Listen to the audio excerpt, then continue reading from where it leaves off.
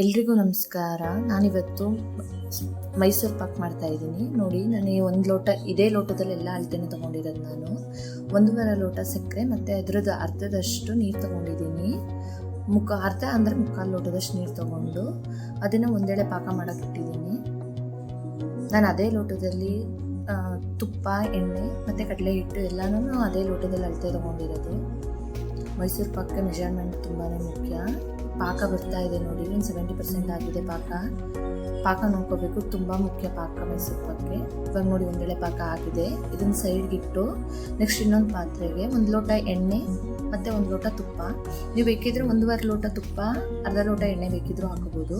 ಅದು ಸ್ವಲ್ಪ ಕಾದ್ಮೇಲೆ ಅದನ್ನು ಸೈಡ್ಗಿಟ್ಟು ಮತ್ತೆ ಇನ್ನೊಂದು ಬಾಣಲಿಗೆ ಅದೇ ಲೋಟದಲ್ಲಿ 1 ಲೋಟ ಕಡಲೆ ಹಿಟ್ಟು ತೊಗೊಂಡಿದ್ದೀನಿ. ಅದಕ್ಕೆ ಬಿಸಿ ಮಾಡಿರೋ ಎಣ್ಣೆ ತುಪ್ಪದ ಹಾಕೋತಾ ಇದ್ದೀನಿ. ಅದನ್ನು ಹಾಕ್ಕೊಂಡು ಸ್ವಲ್ಪನೂ ಗಂಟಿಲ್ದಂಗೆ ಚೆನ್ನಾಗಿ ಮಿಕ್ಸ್ ಮಾಡ್ಕೋಬೇಕು, ಕಡಲೆ ಹಿಟ್ಟು ಮತ್ತು ತುಪ್ಪನ ಸ್ವಲ್ಪ. ಅದು ಮಿಕ್ಸ್ ಮಾಡಿದ್ಮೇಲೆ ಮಾಡ್ಕೊಂಡು ರೆಡಿಯಾಗಿಟ್ಟಿರೋ ಒಂದೆಡೆ ಪಾಕನ ಹಾಕೋಬೇಕು. ಅದನ್ನು ಹಾಕ್ಕೊಂಡು ಚೆನ್ನಾಗಿ ಮಿಕ್ಸ್ ಮಾಡ್ಕೋಬೇಕು. ಆಮೇಲೆ ಗ್ಯಾಸ್ ಆನ್ ಮಾಡಬೇಕು. ಮೀಡಿಯಮ್ ಫ್ಲೇಮಲ್ಲೇ ಮಾಡ್ಕೋಬೇಕು ಮೈಸೂರು ಪಾಕನ, ಇಲ್ಲ ತಳ ಹತ್ಬಿಡುತ್ತೆ, ಚೆನ್ನಾಗಿ ಬರಲ್ಲ ಅದು. ನೋಡಿ, ಸ್ವಲ್ಪನೇ ಎಣ್ಣೆ ತುಪ್ಪ ಅದ ಹಾಕೊಂಡು ತಿರುಗ್ತಾ ಇರಬೇಕು. ನೀವು ಎಣ್ಣೆ ತುಪ್ಪನ ಎಷ್ಟು ಹಾಕ್ತೀರಾ ಅಷ್ಟು ಚೆನ್ನಾಗಿ ಬರುತ್ತೆ ಮೈಸೂರು ಪಾಕ್ ಮಾತ್ರ.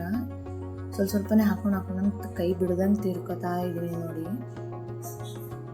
ನೋಡಿ ಎಷ್ಟು ಚೆನ್ನಾಗಿ ಬರ್ತಾ ಇದೆ ಮೈಸೂರು ಪಾಕು. ಮತ್ತೆ ಸ್ವಲ್ಪ ಎಣ್ಣೆ ಹಾಕೋತಾ ಇದ್ದೀನಿ. ನಾನು ಹಾಕೊಂಡು ತಿರ್ಕೋತಾ ಇದ್ದೀನಿ. ಅದು ಸ್ವಲ್ಪ ಬಿಸಿನೇ ಇರಬೇಕು. ಎಣ್ಣೆ ತುಪ್ಪದ್ದು ಬಿಸಿ ಮಾಡಿರ್ತೀವಲ್ಲ, ಅದು ಬಿಸಿನೇ ಇರಬೇಕು, ಆರಿರಬಾರ್ದು. ಆರಿದ್ರೆ ಸ್ವಲ್ಪ ಬಿಸಿ ಮಾಡಿಕೊಂಡೇ ಹಾಕೊಳ್ಳಿ. ಅದೇ ರೀತಿ ಹಾಕೋತಾ ಇದ್ದೀನಿ. ಸ್ವಲ್ಪ ಎಣ್ಣೆ ತುಪ್ಪದ ಮಿಶ್ರಣ ಹಾಕೊಂಡು ತಿರ್ಕೋತಾ ಇದ್ದೀನಿ.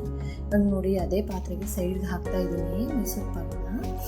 ಅದು ಫ್ಲೂಯೆಂಟ್ ಆಗಿರಬಾರ್ದು. ಒಂದು ಸೈಡ್ಗೆ ಹಾಕಿದ್ರೆ ಫ್ಲೂಯೆಂಟ್ ಆಗಿರಬಾರ್ದು. ಅದು ಒಂದು ಫ್ಲೂಯೆಂಟ್ ಆಗಿದ್ರೆ ಇನ್ನೂ ರೆಡಿ ಆಗಿಲ್ಲ ಮೈಸೂರು ಪಾಕ್ ಅಂತ. ಅದು ಅಲ್ಲೇ ಸ್ಟಕ್ ಹಾಕಬೇಕು.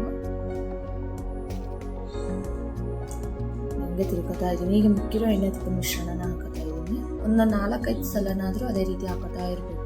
ಈಗ ಮಿಕ್ಕಿದೆಲ್ಲ ಪೂರ್ತಿ ಹಾಕೋಬಿಟ್ಟು ಒಂದೇ ಸಲನೇ ನಾನು ಹಾಕೊಂಡು ಚೆನ್ನಾಗಿ ತಿರ್ಕೋತಾ ಇದ್ದೀನಿ.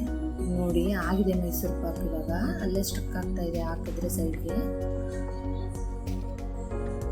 ಚೆನ್ನಾಗಿ ತಿರ್ಕೊಂಡಿದಾಗ ಇವಾಗ ಒಂದು ತಟ್ಟೆಗೆ ಎಣ್ಣೆ ಅಥವಾ ತುಪ್ಪನ ಹಾಕ್ಕೊಂಡು ಅದಕ್ಕೆ ಮೈಸೂರು ಪಾಕನ ಹಾಕೋಬೇಕು. ಇವಾಗ ಅದನ್ನು ಹಾಕೊಂಡು ಒಂದು 70% ಆರಿದೆ. ಆಮೇಲೆ ಲೈಟಾಗಿ ಹಂಗೇನೆ ಚಾಕುಗೆ ಎಣ್ಣೆ ಅಥವಾ ತುಪ್ಪನ ಸೋರ್ಕೊಂಡು ಲೈಟಾಗಿ ಕಟ್ ಮಾಡಬೇಕು ಅಷ್ಟೇ. ನಿಮ್ಗೆ ಯಾವ ಶೇಪ್ ಬೇಕು ಅವಾಗ ಕಟ್ ಮಾಡಬೇಕು. ಸ್ವಲ್ಪ ಬಿಸಿ ಇರಬೇಕು ಅದು ಕಟ್ ಮಾಡಬೇಕಿದ್ರೆ. ಒಂದು 70% ಆರಿದ್ರೆ ಸಾಕು. ಹಂಗೆ ಲೈಟಾಗಿ ಕಟ್ ಮಾಡ್ಕೊತಾ ಇದ್ದೀನಿ.